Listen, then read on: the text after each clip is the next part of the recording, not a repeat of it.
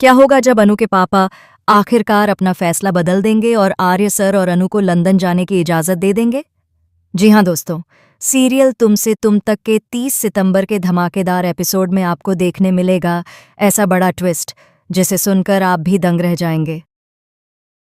आरंभ होता है कहानी से जब आर्यवर्धन एक बार फिर अनु और उसके परिवार के लिए अपनी जान लगा देता है।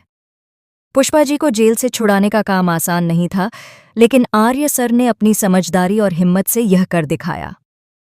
जब गोपाल शर्मा यानी अनु के पापा को यह पता चलता है कि आर्य सर ने उनके घर की इतनी बड़ी मुश्किल हल कर दी, तो उनकी आंखें नम हो जाती हैं और दिल से एक ही आवाज आती है, शायद मैंने आर्य सर को गलत समझा था।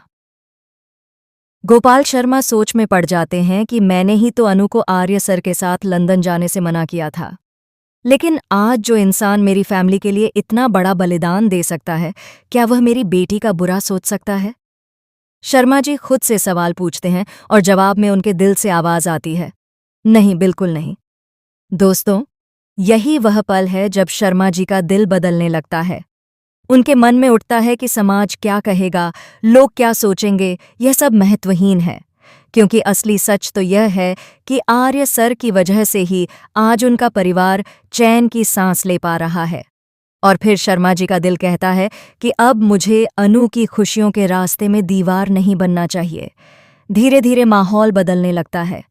अनु अपने पापा से उम्मीद करती है कि शायद एक दिन वह आर्य सर को स्वीकार कर लेंगे, लेकिन अनु को नहीं पता होता कि यह दिन इतनी जल्दी आ जाएगा।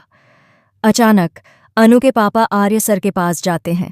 उनके चेहरे पर शर्म और कृतज्ञता दोनों झलक रही होती हैं। शर्मा जी धीरे से बोलते हैं, आर्य सर, मैं आपका यह एहसान जिंदगी भर नहीं भूलूंगा।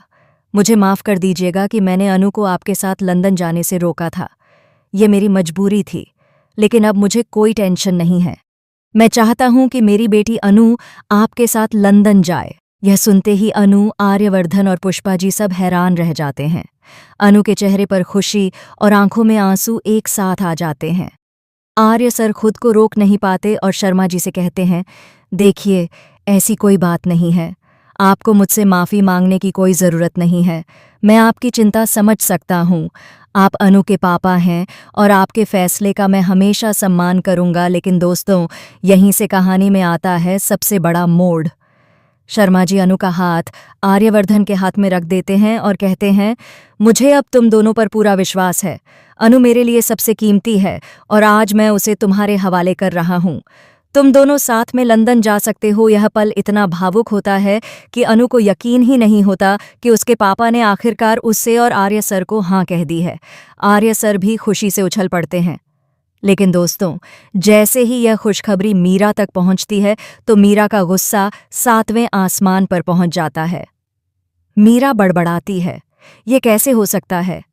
अनु के पापा को इतनी भी समझ नहीं कि उन्होंने अपनी बेटी को किसी गैर मर्द के साथ विदेश भेजने की हाँ कर दी। यह मैं बर्दाश्त नहीं कर सकती।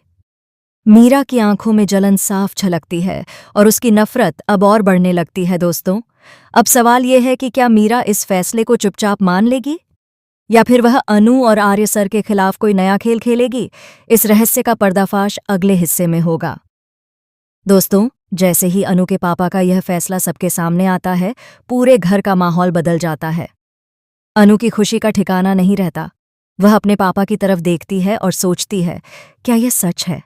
क्या पापा ने सच में मुझे आर्य सर के साथ लंदन जाने की इजाज़त दे दी है? अनु की आंखों में आंसू आ जाते हैं, लेकिन इस बार यह आंसू दुख के नहीं बल्कि खुशी के होते हैं। आर्यवर्धन भी अपने कानों पर विश्वास नहीं कर पा रहा होता। वह बार बार शर्मा जी से पूछता है, क्या आप सच कह रहे हैं? क्या आप सच में चाहते हैं कि अनु मेरे साथ लंदन जाए? और शर्मा जी मुस्कुराकर कहते हैं, हाँ आर्य सर, अब मुझे आप पर और अपनी बेटी पर पूरा भरोसा। इस पल को देखकर पुष्पा जी भी भावुक हो जाती हैं और कहती हैं, आज पहली बार मुझे लग रहा है कि हमारे सारे दुख खत्म होने वाले हैं।